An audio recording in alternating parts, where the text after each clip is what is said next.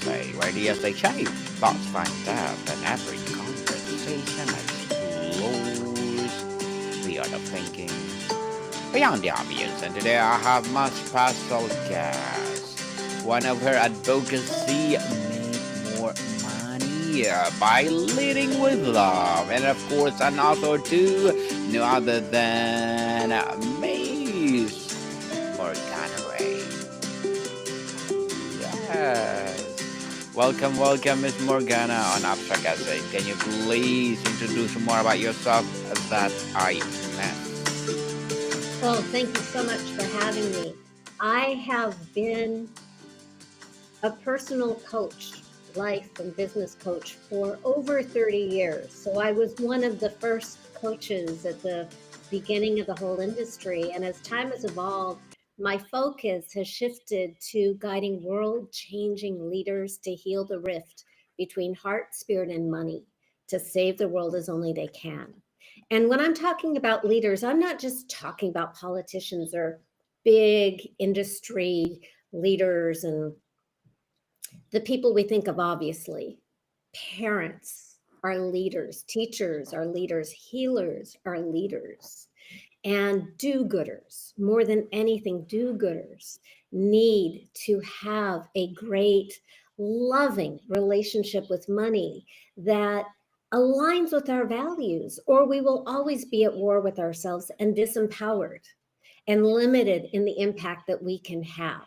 So that's why I love to focus on healing this relationship with money in order to fulfill our potential, to heal the world, help people, and create the world that we want to live in. And thank you for doing that, Miss Morgana. Thank you. I hope more advocacy like this to come. Oh, I And appreciate the applause. yes, the That's so much audience fun. love you, Miss Gargana. So today let's talk about how to make money fall in love with you. Oh my goodness. Oh my. So the title money is something we can have a relationship with, even fall in love. What is the fundamental mindset shift required to stop seeing money as a cold tool and start seeing it as energy we can attract? That is such a great question. So, what I have found, and big shameful secret here. Third, and was it? It was about 23 years ago. And I had been coaching for years, and I had coached movie stars and award winning directors and producers. And I was living in Los Angeles. So I started my coaching experience in the entertainment industry, obviously. And I was having all these results, and I was just collecting more and more skills in neurolinguistic programming and Ericksonian hypnosis and coactive coaching and what results coaching and all this stuff. And clients were having these big breakthroughs and selling films and getting primetime series and winning awards. And in March of 2003, I was struggling to make $100 a month living in Los Angeles, which is one of the world's most expensive cities. And I had tried everything. I had all the certifications, and I was taking the classes on marketing and selling. And by the way, doing them so excellently. And I was public speaking and having discovery calls, and I had the brochure and the business cards and the websites and all that.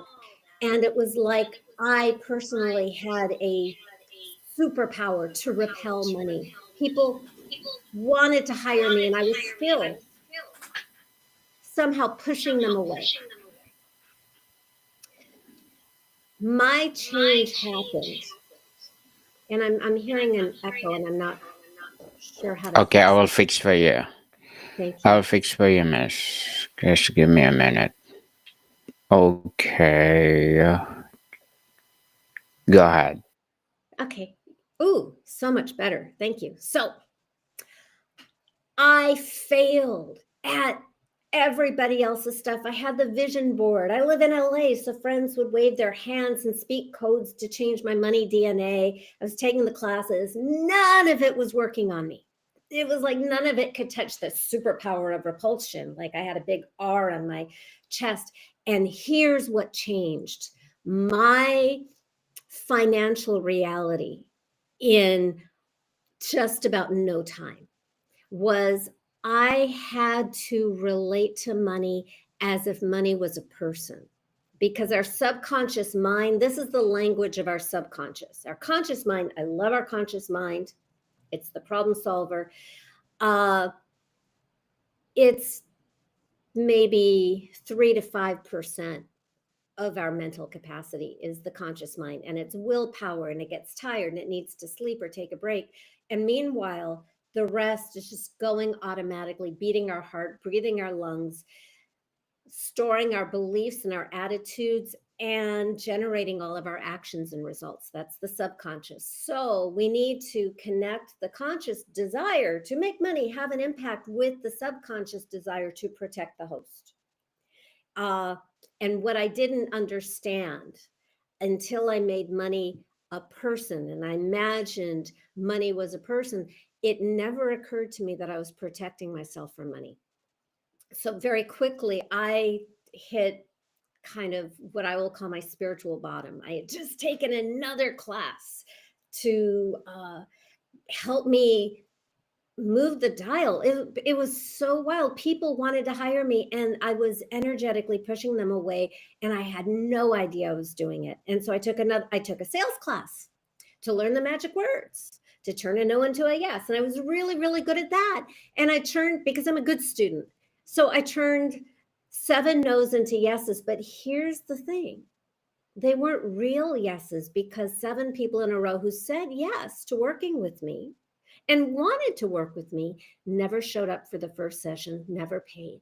And that let me know something really big was going on under the surface. And I just, I hit such a just deep level of despair when I was stood up, rejected by that 7th person who didn't show up. And hopelessness. I had done everything. And fear. How on earth was I going to survive if I'm doing all the things and I'm struggling to make $100 a month, which made no sense. And it was like falling off an emotional cliff. And I just cried and screamed and raged, and until I just felt empty and cried out. And I got curious, what is going on inside of me that can't be with money? Because on paper, education, certifications, client results, speaking gigs, people calling to hire me, something was not making sense. And I'm speaking to everybody listening, whatever it looks like for you, whatever it looks like for you, and whatever you're pursuing. If you've been doing all the things that you were told to do, like it's so simple, really, in school. You read this chapter, repeat what your teacher taught you, get an A, you know? But life isn't like that. And when you're doing all the things that are supposed to make you the money, get you the job, get you the life partner, lose the weight, whatever it is for you, whatever it is, and you're applying it and doing it, and you're not seeing the results you should be getting, that is a clue that there's not anything wrong with you. This is really, really important. There's nothing wrong with you. You are, out of self-love, protecting yourself unconsciously from what you're pursuing. And that's what I see over and over, because I've coached thousands of clients. My client Perry had 0 in her bank account, had to borrow the money to hire me, and she made over $12 million in the next 3 years.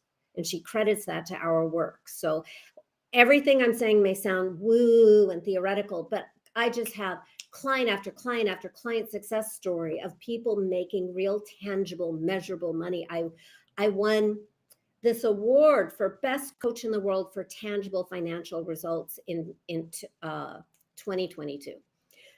So anyway, when I was in this dark place, I went to my coach which is crazy that I had a coach when I'm making $100 a month and can't even make rent. And everything's on credit card debt, borrowing, if you know what I'm talking about. Uh, I had a session with my coach when I was in this really dark place, and I had known him for months. We had graduated and gotten certified on the same day. He had a house. I was struggling, and I was doing all the things he told me to do, and nothing was changing. But on this day, when I just sort of vomited all of my despair and rage that I was doing all the things and nothing was working, and these 7 people didn't show up, he asked me the question that changed my life and became the seed of my life's work. He asked me, if your money was a person, who would your money be? And because in that moment, I was in such a raw place of anxiety and hurt, it was really easy in a moment without effort to just see in my mind's eye a person who was my money. And it wasn't anyone I ever would have expected. It was this scary, dangerous, violent biker dude at that moment. Nothing wrong with bikers. Bald, long sideburns, wife beater shirt, tattoo. Again, nothing wrong with that. But this guy just oozed malice. I could feel how much he wanted to harm me. And I had this moment of realization that, oh my God, every cell in my being wants to create distance from this guy. And I had this moment of aha, that this is what I was doing around the clock unconsciously while I was doing all the things in real life, all the effort. If unconsciously I am creating distance from this dangerous person, the unconscious always wins. So making money a person makes the relationship real, and it speaks in the language of our subconscious so that we can rewire ourselves and get different results. So obviously there was no way in my life that I could have a relationship with money if it was this guy who wanted to frankly kill me. I had to end that relationship. It was too dangerous. It represented every rejection and betrayal and hurt that I'd had in my life. And this is an important point. I'm really kind of racing through the learning points, but I'll circle back to them. I have learned now from coaching thousands of clients that our money issues are never rooted in money. Money is the symptom. And I know a lot of coaches will say, change your money story, change your life. And by the way, if that works for you, go for it. I've never seen that work. What I have seen work is when we uncover what money represents and why we are protecting ourselves from that pain, then we can get rid of the danger and replace it with safety and love. And that's when financial results change, and they can change overnight. So I believe money represents love. Are we loved and lovable? It represents worth. Or in very simple terms, am I good enough? Am I wanted? Am I valuable? But really easiest, am I good enough? And then safety. Is this world, this universe we live in, a safe place that wants me? Because really, if we don't have money and we can't pay for food, shelter, healthcare, it we are treated like we have no right to exist. And that's the deepest existential pain anybody can ever experience. So it's really, really deep stuff. So I had to get rid of the biker who was rooted for me in those experiences of being unloved, unwanted, and unsafe. Miss Morgana, many Yes. people have love hate relationship with money, desiring it but resenting those who have it. How do you identify and heal this inner conflict to become a true vibrational match for wealth? So first, we need to get really honest about where we are and collect all the things that we don't want in our life experience. So that's kind of what I was talking about when talking about making it a person. Uh,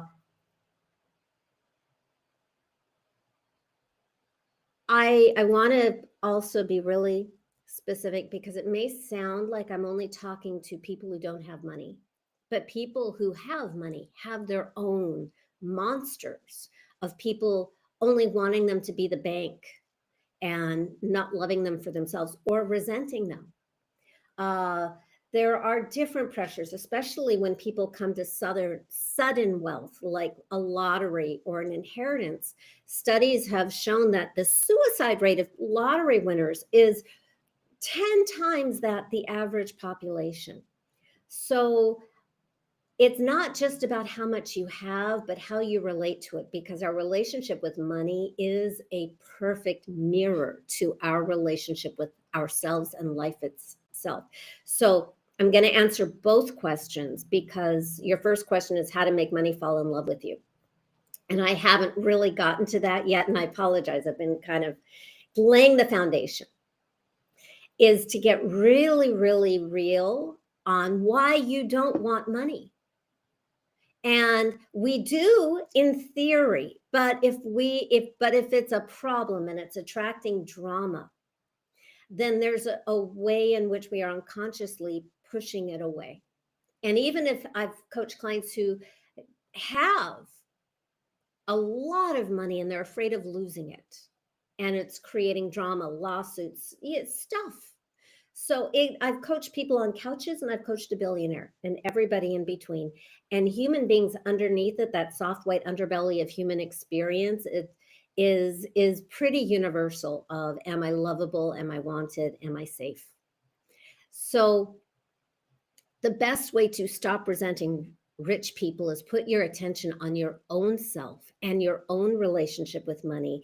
Get rid of everything that makes you want to push it away, like all the things in the world where people do bad things in the name of money or for the sake of money. And really, what they're doing is they're doing bad things because they feel unsafe or less than. So they are kind of creating this protective barrier of all the money they can have to fill a hole that can't be filled. So we put all that in the money, what I call the money monster. My first monster I just shared with you looked like that biker. It doesn't have to look like that. But we want to uncover the pain of those root cause emotions, give it personhood, and then we want to get rid of it completely. And that's where the love comes in, because when you get rid of all these experiences that have made you feel unsafe, unloved, or unworthy, and it can be personal. I love the personal stuff, but it can also be global stuff, the climate change, the wars, the inequities, the stuff that wakes you up in the middle of the night. And we put it into this person and we get rid of that person because it's imagination. We can do that. When that's gone, you will feel in your body a difference where it's neurological. You will feel a difference. We are changing your brain, getting rid of the danger, kind of relaxes the limbic reptile reactive brain, and then our frontal lobe, our genius zone, wakes up, especially in the presence of love, because all that remains when you eliminate the monster, all that remains is love. A sense of love, a love for all, being loved. And we're going to give that love personhood too, because we think in terms of people. When we talk about a relationship with money, we can talk about negative beliefs about money for years, and it'll be fascinating and it will make no change, because a relationship is a relationship between four human beings. We anthropomorphize, so we need it to be, and that's just a fancy word for we make everything people. Our dogs, our cats are people, our boats are people. Things that we value, we relate to it as people because that's how our unconscious works. So we make love a person, and then we're going to make that love our new relationship with money. And I love to call that our money honey. So now we have a person, an imaginary person who will feel real, because to our subconscious mind, our brain literally scientifically cannot tell the difference between what is really here, like this cup, and our imagination of a cup. It's exactly the same thing in our minds. So now we have a new person made of love, and that will be our relationship with money now. And this person loves you and chooses you over everybody in the world because it's your relationship and you are loved, and love is unconditional.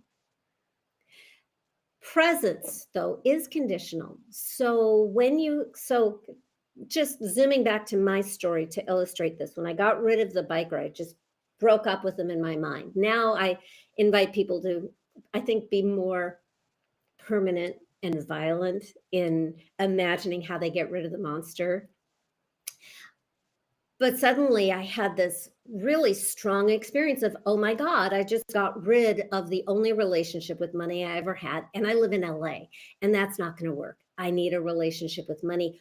Who could I want in my life so much that I'd be willing to have this relationship, even though it's money? Because my only relationship with money had felt like abuse, rejecting, hurtful, frightening. So I needed somebody very safe and very wonderful in my mind's eye. And when I asked myself that question, who could I want so much that I'd want this person so much that it's almost like I could overlook that this is also my money. Uh, what came up in my mind's eye was this tall, dark, handsome, romantic, sweetheart young man dressed in a tuxedo holding a bouquet of red flowers as if he wanted to take me to the theater. And I could feel the love. And I'm describing this to you because I want it to feel real. Intellectual exercise is fabulous, but it doesn't rewire you like a full body feeling. Lights up the neurology, changes our automatic, instinctive response to a trigger. Money will always be a trigger, but if we make it a trigger for love and expansion and optimism and our best selves, we're going to get really, really different results and a very different experience. So now that the monster's gone, imagine money loves you more than anybody in the world, wants to be with you, and you have the body, so you have the power. So the next step is to ask money, you loving, sweet being money, what do you need from me to allow you to be with me the way you want to be with me in this big, big way? You have the power. What does your money need from you to allow it to be with you in the magnitude that it really wants to be with you? And then you're going to get different information than you would have gotten before. This is where you get really good information. And it will usually be something like, I need you to love yourself, or I need you to love me, or I need you to trust, or it's gonna be something, usually it's gonna be something uh aspirational like that, something that very much in the direction of where we want to go for your evolution. And because nobody loves themselves perfectly all the time. Nobody trusts or relaxes or any of those things all the time perfectly. It's a great direction. It's like a map, but we know on maps we tend to go, we wiggle around a bit. So to really lock in the change and give it a physical reality and an anchor so that you can stay on the map and you get to have a win, it's really important to just agree with this new person, your money honey, your imaginary relationship with money, who feels so good and loves you, who you want a relationship with. Come up with one concrete, measurable action that you can take to demonstrate to yourself that you are in this new relationship. You're committed to this new relationship, and then do it, because just doing it makes you feel better about yourself and better about the world. And action is magical. It takes it out of the realm of ideas into physical reality. And very often that is when wild money manifestation things happen. So, I know you've got a question for me, and I also am talking a mile a minute, and we're going to be out of time really soon. So I'm just going to break down everything I described into 6 steps, which I hope will make a little more sense now that I shared all this story stuff behind it, is to transform your relationship with money, to radically, rapidly, and permanently change your relationship with money from this monster of scarcity into this honey of love and abundance who wants to save the world with you and loves you and wants to stay with you. It's a 6 step process that I have perfected over decades with thousands of people to really dial in what works. And so you're getting the benefit of all that right now in these cliff notes. Step number 1 is get really honest about where you are. So, all of my law of attraction friends, and I love you, you're going to take off your positive thinking hat for this part. It's really important because this process, I call it financial alchemy.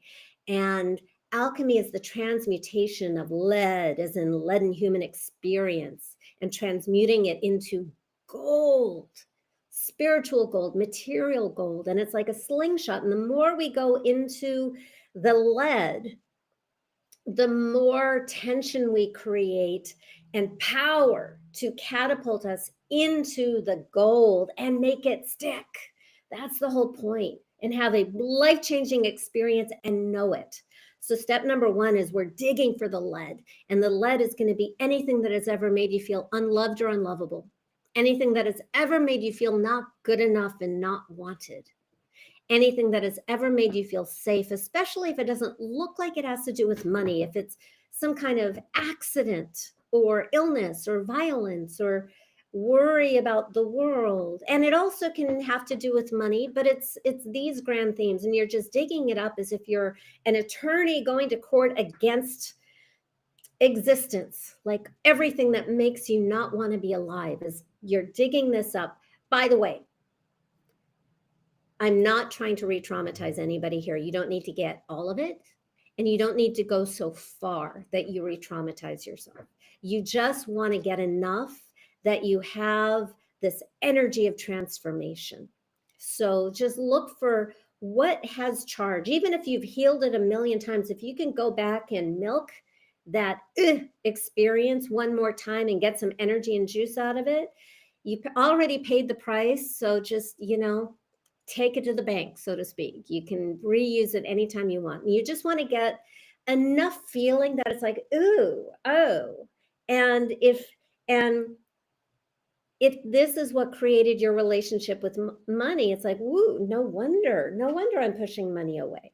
So when you get what I call this critical mass of ick, that's step number 1, uncover the root cause, love, worth, safety, everything that has made you feel unloved, unworthy, and safe. And you get to just enough to make it, and then you give it personhood. Like, who is the puppet master behind all of these events? This invisible puppet master. It's not you, and it's not your parents, and it's not anybody in your life currently, because it can be totally imaginary. It can look like somebody you've known. You can use that energy. You can use your parents if they're no longer alive.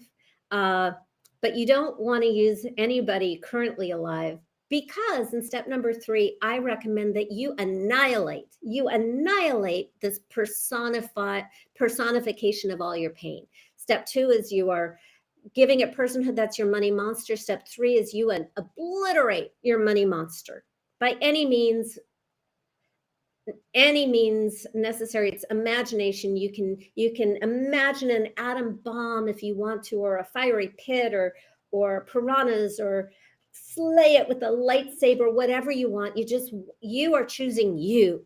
This is all the stuff that makes you want to not be alive, and you are choosing you by eradicating the monster. And when it's gone, then you have a clear space. So step 3 is getting rid of it. Step 4 is now you meet what's left, which is love, and that becomes your money honey. Step 5 is you have a conversation with your money honey. And step 6 is you take concrete, measurable action. And that's how Leslie, my client in Idaho, made over $1 million within 2 days of our first coaching session. Now, obviously, not all of my sessions are that big, that quick. But what's so gratifying to me as a life coach and a lifelong do-gooder who really, really wants to see the world thrive, is that your experience of life changes on such a scale that the money stuff becomes sort of the cherry on top. And it's my experience that clients usually don't even share that until the last, oh, yeah, I made this amount of money. Typically comes in the last 5 or 10 minutes of our session because they're coming in on such a high of what life feels like, their sense of their own worth, their relationship with life, love relationships improving, business relationships improving, health problems just sort of going away spontaneously. And oh, yeah, then there's this money thing. Because I think I said it earlier that I believe our relationship with money is a mirror of our relationship with life. But I focus on money because money is that area of life that needs our love and healing so much for us personally, for our own individual survival, and also for the survival of our species and our planet.